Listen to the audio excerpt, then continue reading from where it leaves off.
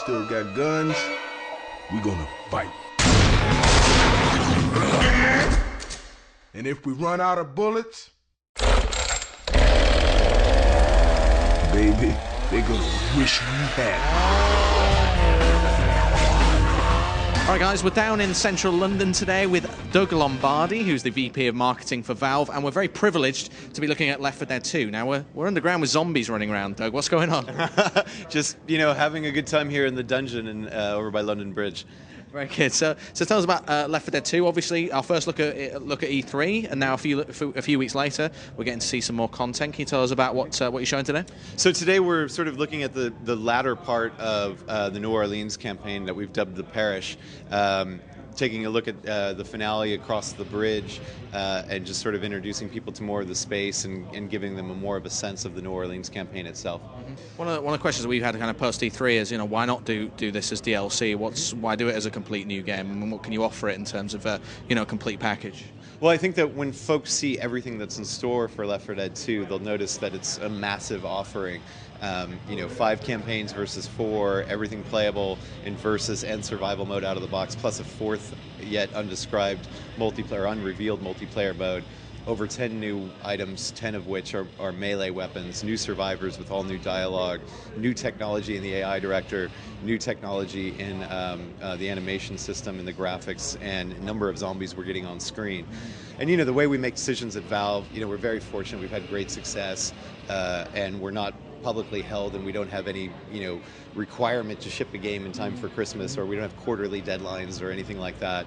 And Gabe doesn't run the company like that. He's like, let's make what we think is cool, what we think customers will be cool, and then we'll figure out the best way to get that out to customers. And when we did the whiteboard exercise after Left 4 Dead, we wanted to keep supporting the game post-launch, which is part of our history, and we also had a bunch of ideas that felt like they might be a sequel, which was a lot of the things I just described.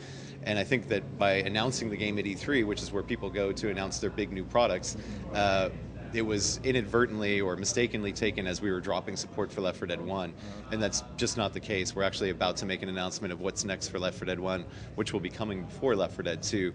And hopefully once people see everything that's in store for Left 4 Dead 1 in terms of ongoing support and everything that's coming in Left 4 Dead 2, they'll see that, there was a method to their madness and they weren't being capitalistic geezers.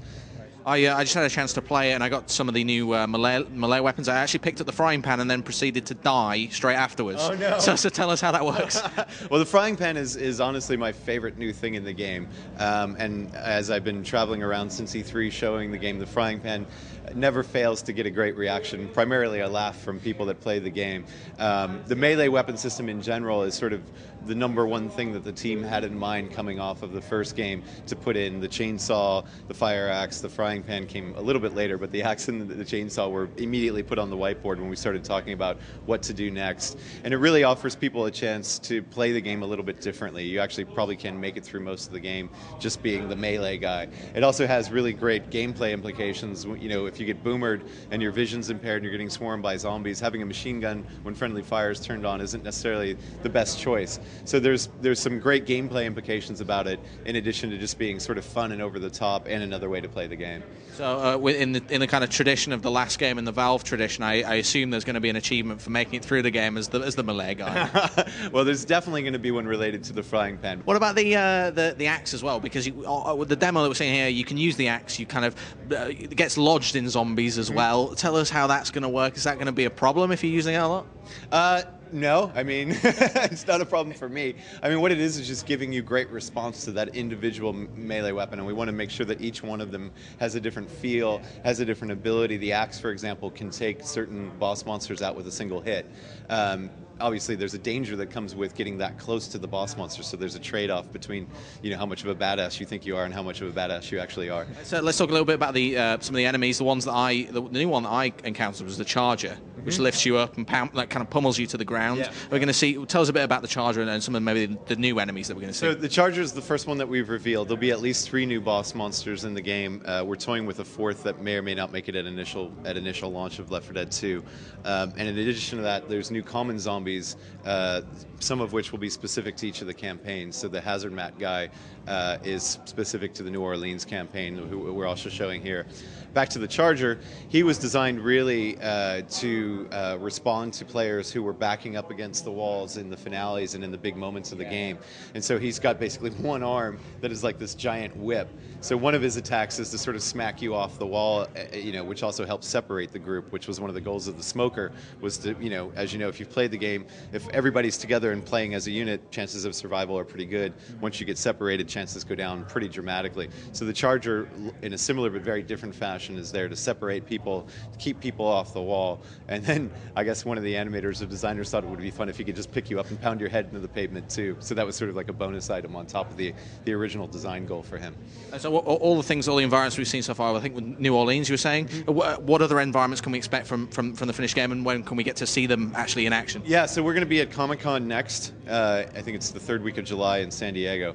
And then we'll be at PAX, and we'll be at a few other shows back over here in Europe, I think, in the fall, for the one in Nordic and perhaps one or two others. So our plan is at each one of those to bring something new. So today we brought some more of the New Orleans campaign. At Comic-Con, for example, we may bring the Swamp campaign, and then at PAX something different.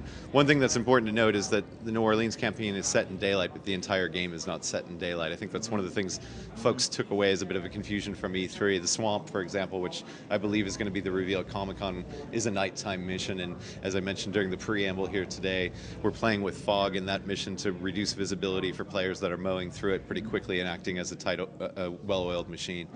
Our predictions for E3, all of us were hoping for Half-Life Episode 3. Yep. Can you tell us anything about that at all? Freeman is not finished. That's all I can say for now. Stay tuned. Doug, thank you so much for your time. Really appreciate that, and I know you've got to get back to see your family. It's a busy schedule. You can read more about Left 4 Dead 2 on GameSpot.com. We'll have a full hands-on preview for you shortly.